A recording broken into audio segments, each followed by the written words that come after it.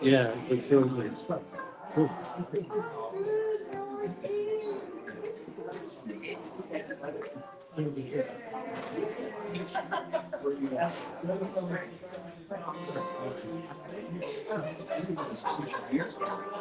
Ralph,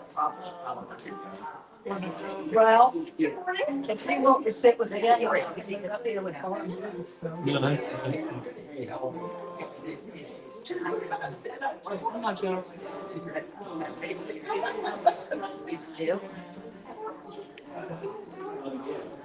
She needs to sit with me.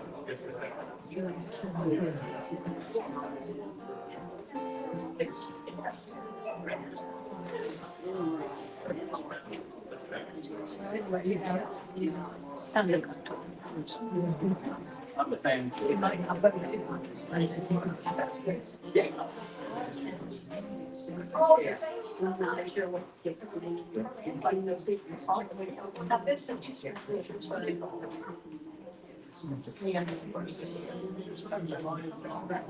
This morning.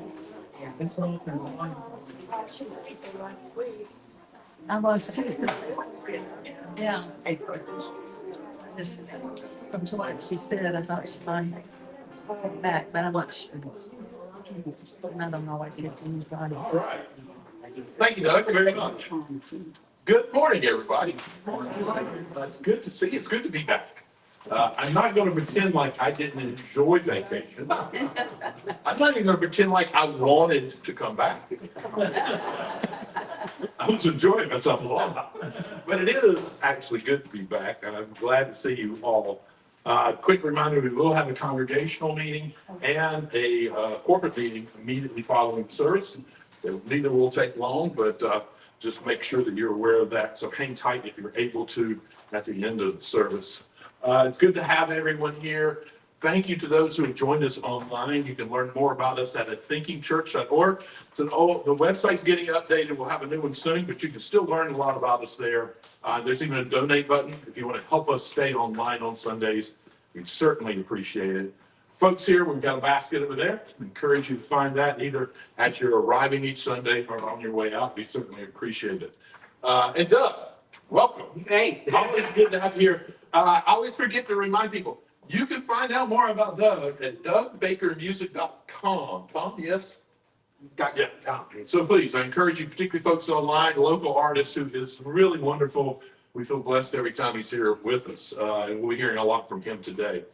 I'm going to continue on my mission of readdressing Bible stories that we think we know and coming at it from maybe, for some folks, a new perspective. This one we know really, really well. It's a little bit longer reading, so I'm just going to do one reading. I won't have the second reading here.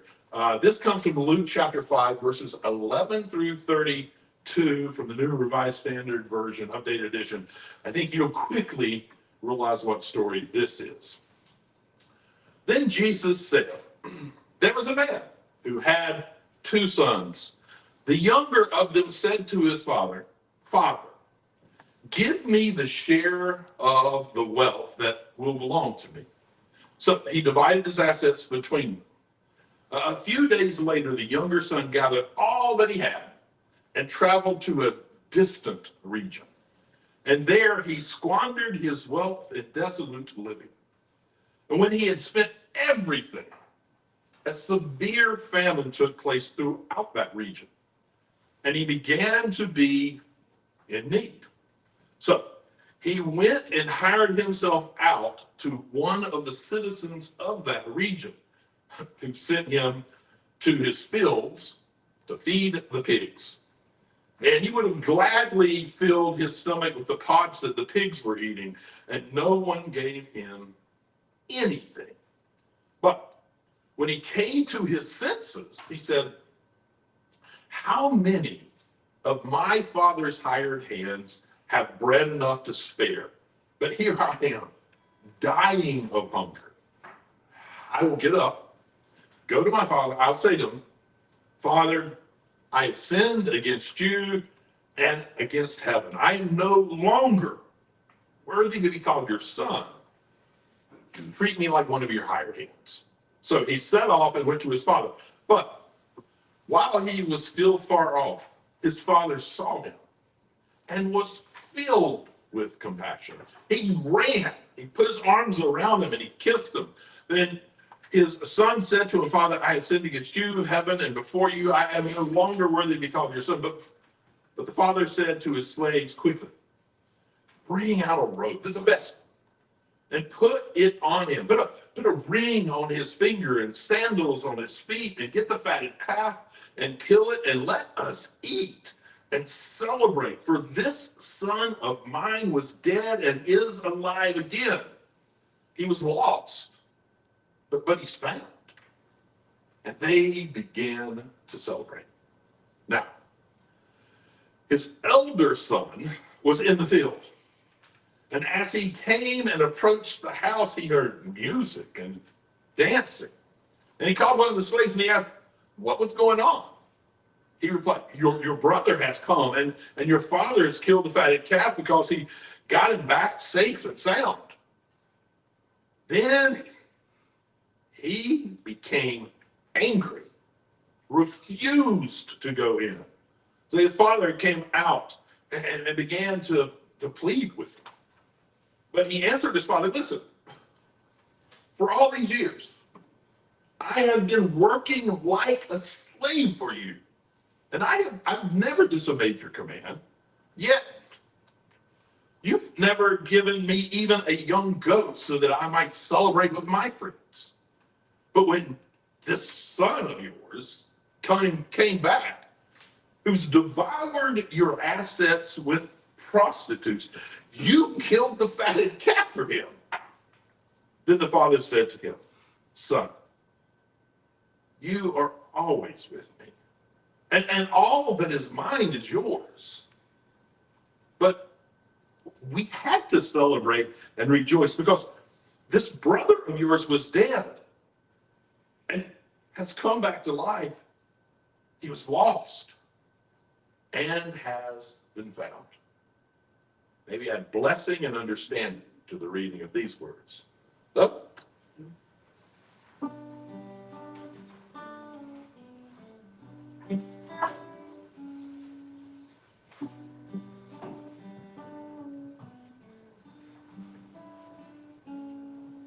I come to you broken.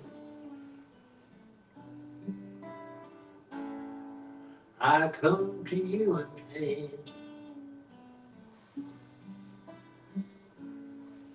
I come to you wondering if I'll ever feel whole again.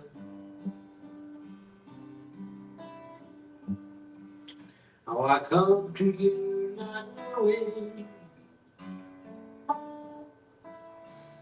what's left for me to do.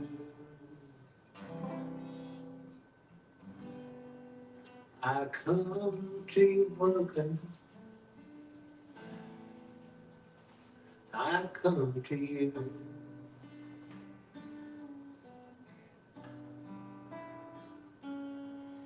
I come to you praying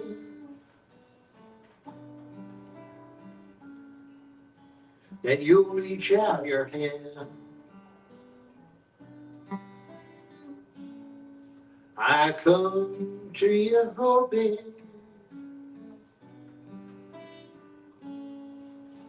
that you might understand.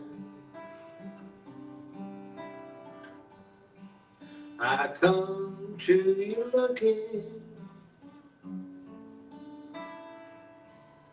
to chase away these blues. I come to you praying. I come to you.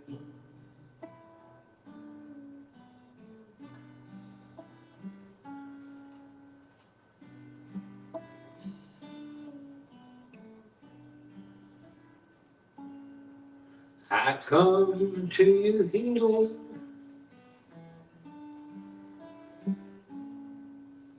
ready to move on.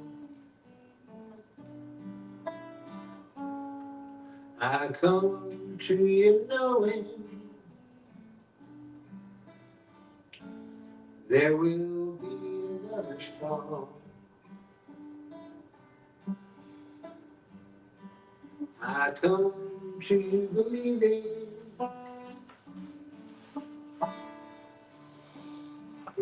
in love that's true. I come to you healing. I come to you.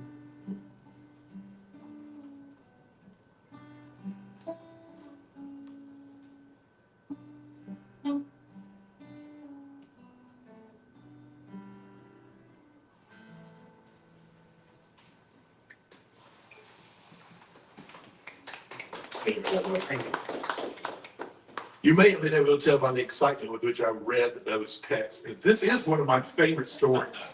I love this story. I come back to it over and over again. It always fascinates me, and I feel like I always find a new wrinkle the next time I read it. You thought you were on stage. That's right. You're lucky I didn't get like in full costume for this one. We switch out hats and stuff. I really do like that story a lot. My message today is entitled "The Brother Outside the Party." So there are some Bible stories that people think they, already understand. But this, of course, is one of them, the prodigal son.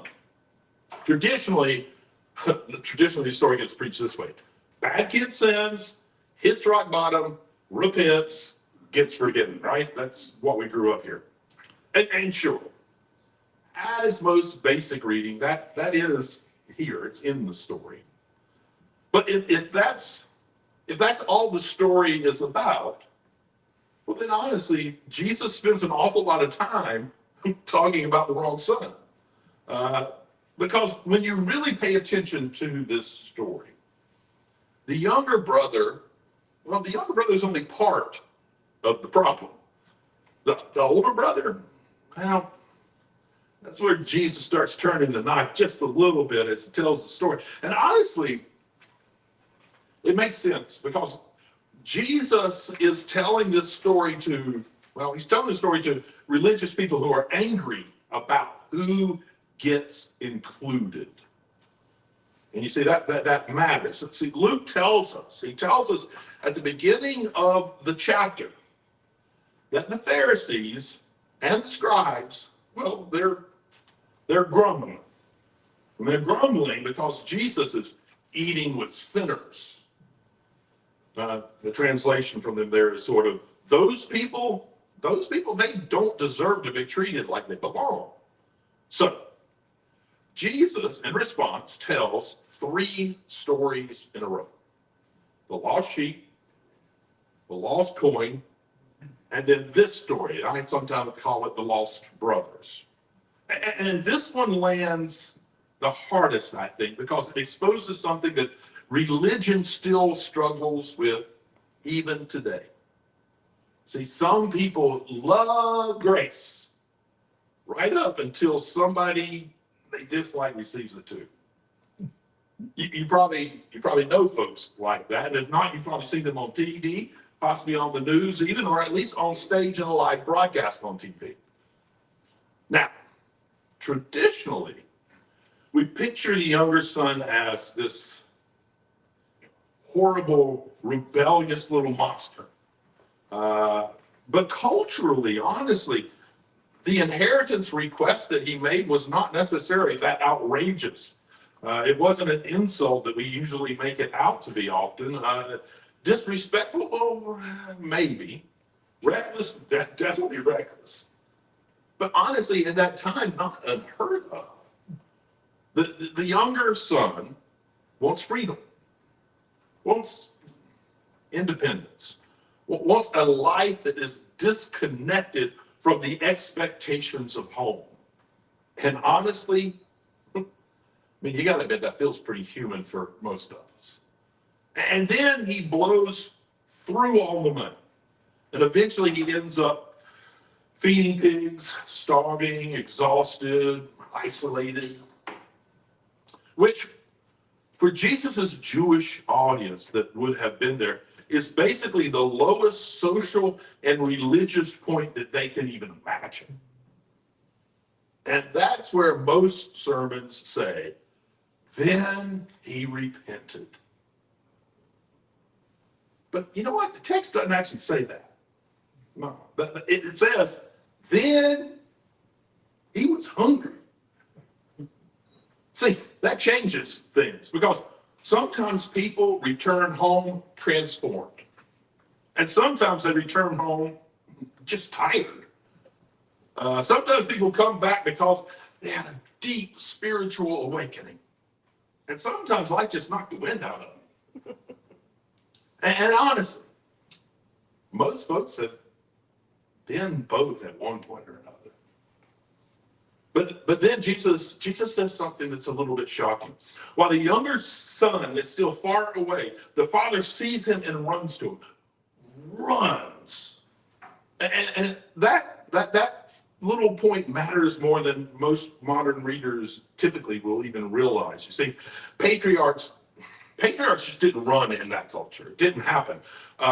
Running meant that you had to lift your robes up, exposing your legs publicly, which basically was understood to be humiliating yourself socially. So the father abandons dignity, abandons status, abandons really respectability. The question is then, why? Well, I would say it was to close the distance before shame could close the distance. Because in that culture, the community could have gotten there first, publicly rejected or humiliated the son before reconciliation ever happened with the father. But because he ran, the father gets there first. Love outruns condemnation. And friends, I got to say right there might be the summation of all of the Gospels. Love outruns condemnation. Okay. Turn to somebody near you and answer this question. Have you ever experienced a moment when someone offered you kindness and you felt like you probably didn't even deserve it? Take about a minute each. Someone offered you kindness that you felt like maybe you didn't even deserve it.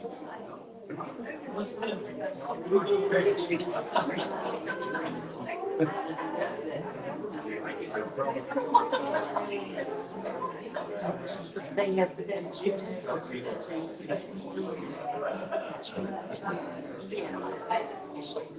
so they think that a lot of their study say, that's the only reason. But they well, they're still alive. Well,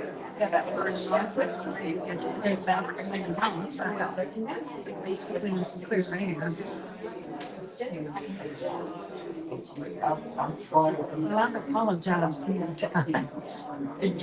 Sometimes about things that evidently the other person didn't know or didn't recognize it. If you haven't switched turns yet, it'll be about time to do that. Let's let it go. So,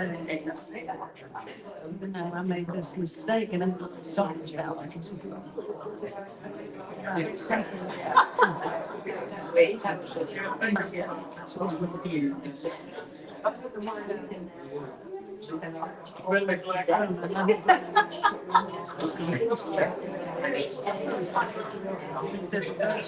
Somebody got something.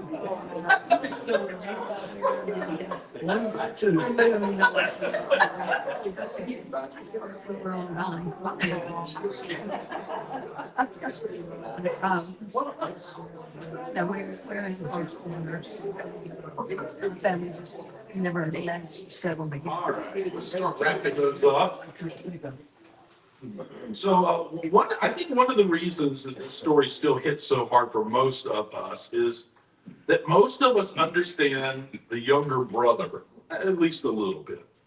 We know what it's like to make mistakes, to waste things, to disappoint people, to lose ourselves for a little bit.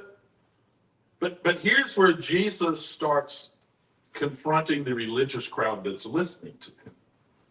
See, the older brother comes home from the fields, hears the music, and gets furious, not confused, not concerned, angry. And if we are to be honest, a lot of us understand that second brother too. Because the older brother is the part that keeps score. I followed the rules. I worked hard. I stayed faithful. I did everything right.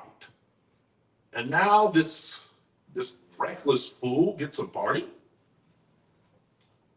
You see, the older brother believes that belonging should be earned. Belonging should be earned. And religion often has agreed with them on that. That is why churches sometimes become places where people are welcomed conditionally. You can come in if you look right, believe right, vote right, love right, use the right language, hide the right parts of who you really are. And Jesus keeps telling stories that blow those kinds of systems completely apart. Because Jesus is deeply uninterested in merit-based belonging. The older brother cannot stand grace being given freely because he has built his whole identity around deserving it. And I honestly think that is one of the reasons why progressive Christianity matters so much right now, because so much of modern religion still operates like the older brother.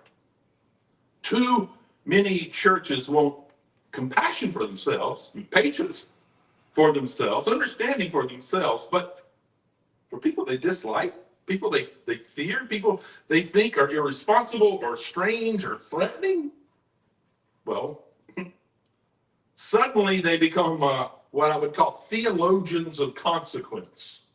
In other words, they made their bed, now let them sleep in it.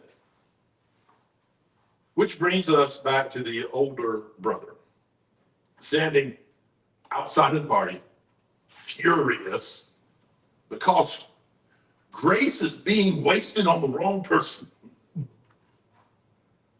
But the father goes out to him too. And that matters in this story. The father goes to him, just like he went to the younger brother. The father loves both brothers. Even the resentful one, even the bitter one, even the one who cannot celebrate somebody else being welcome home. The father says, all that is mine is yours. We had to celebrate, had to. Because somebody who was lost has been found. Somebody isolated has come home. Somebody starving has been welcomed back to the table. And apparently that matters more than keeping score. Okay, let's do this again. Turn to somebody new if you can, if it's possible. Talk about this. Where do you see modern versions of that older brother mindset in religion or society today? Older brother mindset in religion or society today. Take about a minute each again. Please go.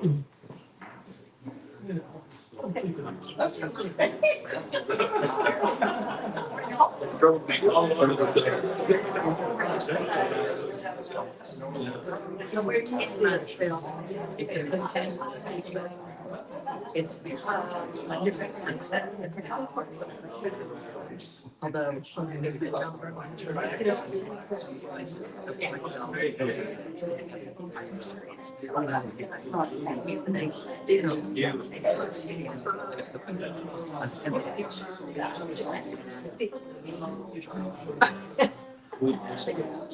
okay. Sorry.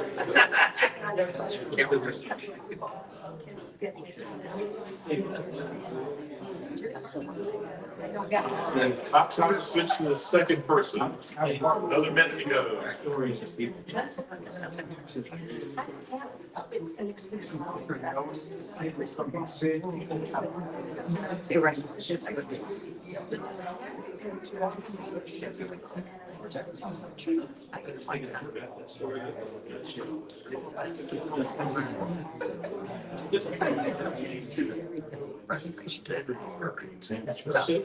Other issues.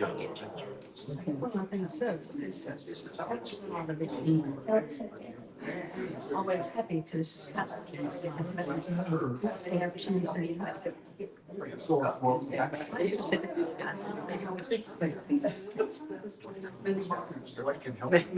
Yeah. Yeah. All right, so wrap those up if you would. We know everybody.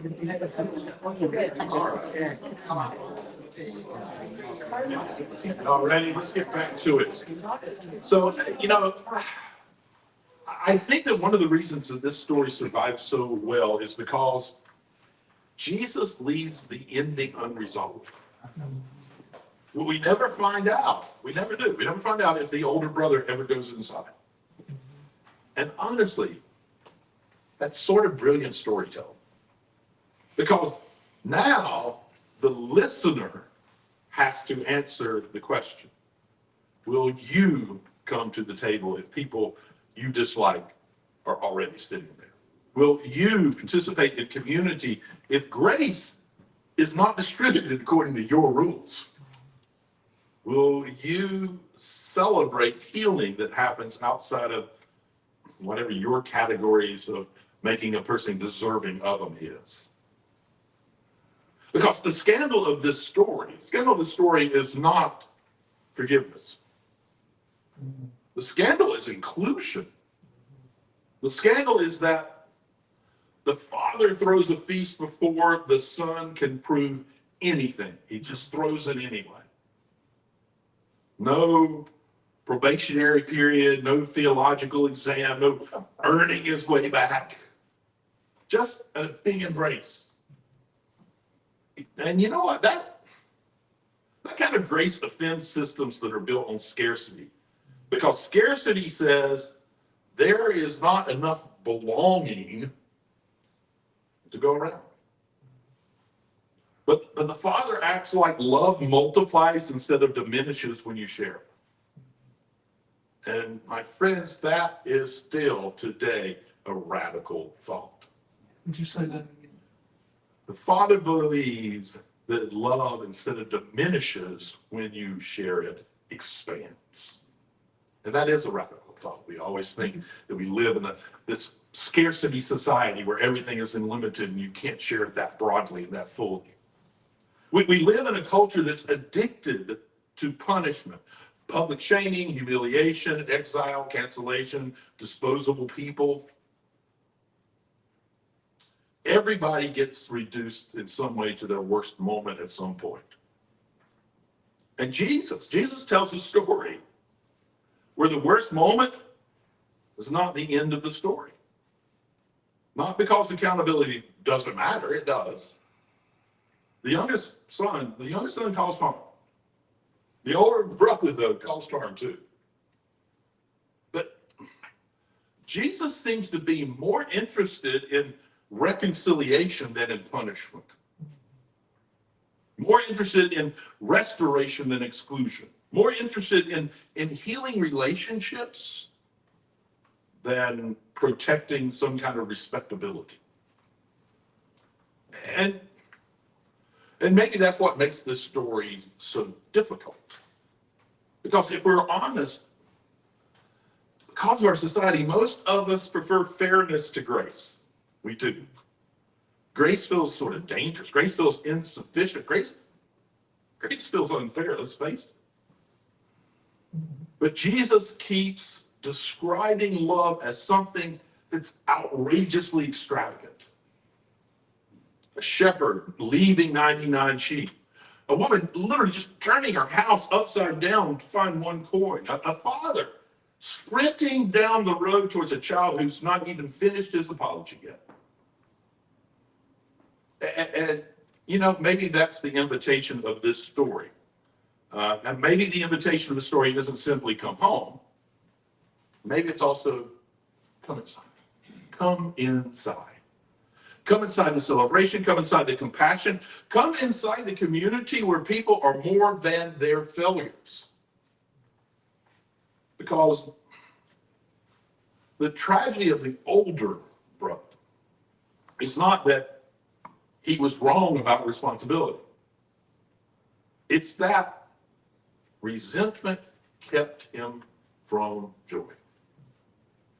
Let me say that again. The tragedy of the older brother is not that he was wrong about responsibility. It is that resentment kept him from joy. And there are still people standing outside of parties today, outside of churches, outside of communities, outside of belonging.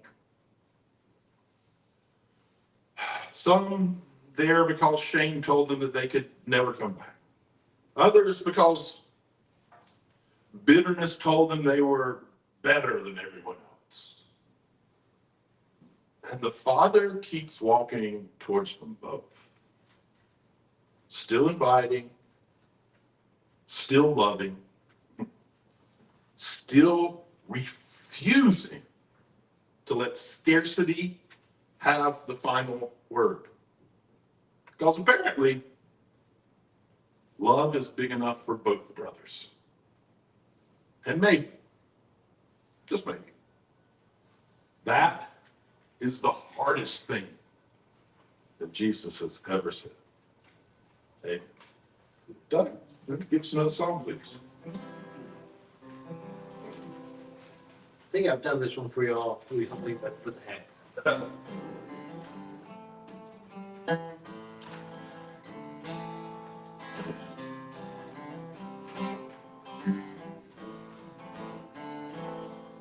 My therapist has gone missing. He's not responding to my text. I know someday I won't need him, and I swear I ain't there yet.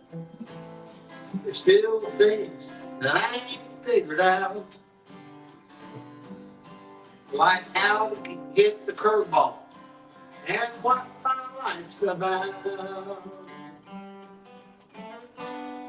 My family won't come visit. Work issues, so I'm told. I've been the one to make the effort, but now I'm getting old. Would they come to my funeral? I guess they might. In my dreams, I don't have one. Simply out of spite. And I roll with so many punches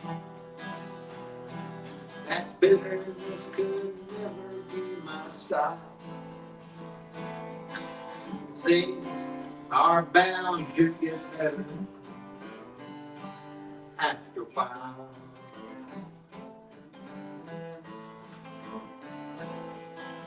I'm not a smart man, you can truly say. When something isn't right, I'll go ahead, I'll do it anyway. Make the wrong decision whenever I can.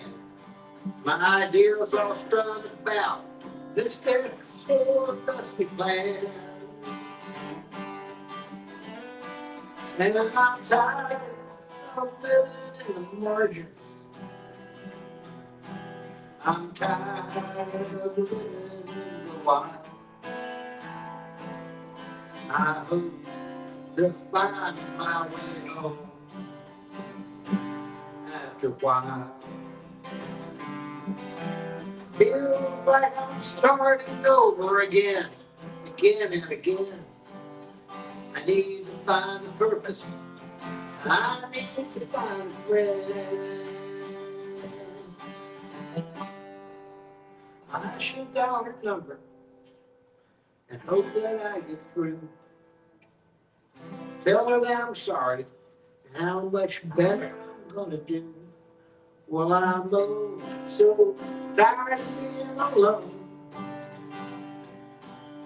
So I'll give her a call as soon as I find my phone. And I swim the 7 oceans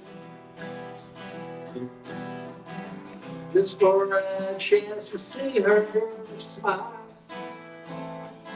I'm heading out to see her after a while.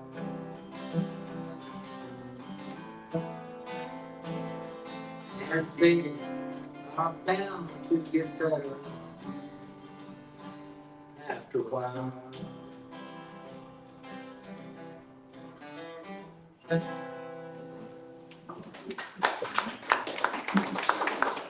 Thank you, Doug. We appreciate that very much. Let's take a moment and bow our heads together. We confess that this story is uncomfortable. We would much rather know which brother we are supposed to be. The truth is, most of us have been both. We've chased things that promised more than they could ever deliver. We spent time lost, distracted, wandering. We stood outside with our arms crossed, keeping score. We celebrated grace when it found us and questioned it when it found someone else. We know how easy it is to divide the world into those who deserve compassion and those who do not. How easy it is to convince ourselves that belonging must be earned. How easy it is to mistake fairness for love. Yet the story refuses to leave us there. It reminds us that life is not a competition for acceptance, that grace is not a limited resource, that there is enough welcome for everyone, enough dignity for everyone, enough belonging for everyone. May we learn to recognize those moments when resentment begins to take root. May we learn to notice when fear of scarcity causes us to shrink our circles, close our doors, or just guard our tables. May we remember that every one of us has depended upon the kindness of others, that every one of us has needed forgiveness, that every one of us has needed someone to see more in us than our worst decisions. In a world that seems incredibly eager to shame, exclude, and discard people, may we become a different kind of people. People who make room, people who build longer tables, people who choose reconciliation over vindication, people who understand that communities are strongest not when everyone is the same, but when everyone belongs. And when we find ourselves standing outside the party, whether because of shame or because of judgment, may we hear again the invitation to come in, to join the celebration, to participate in healing, to trust that love is large enough to hold us all. Amen. You see this blessing. May you walk in harmony with each other and with creation, recognizing that we are one. And may you know love and happiness throughout your life. May your words and your actions share that love and happiness with all of those you meet. Done?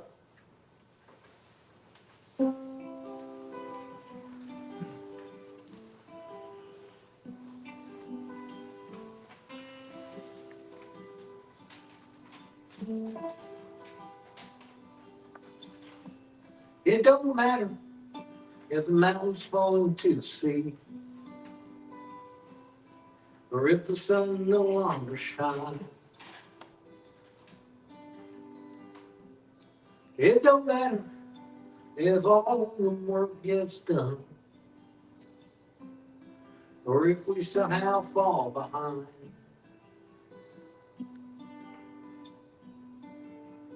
All these things are important. I realize this is true, but they don't really matter that much to me, 'cause I just want to marry you.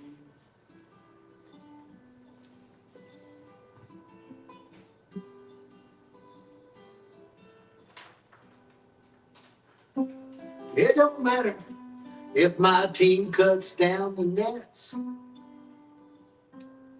or we get a World Series ring. Though it'd be nice if I won the lottery, we know that money isn't everything.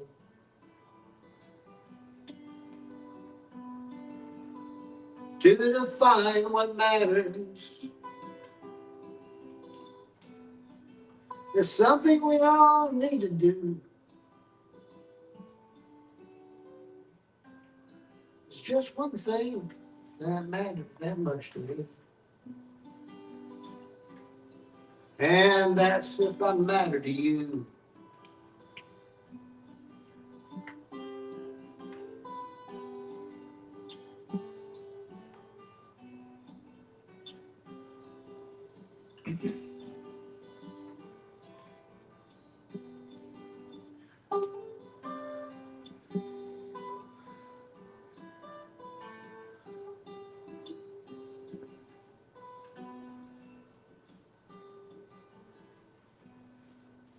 Matter is any substance that has a mass and takes up space,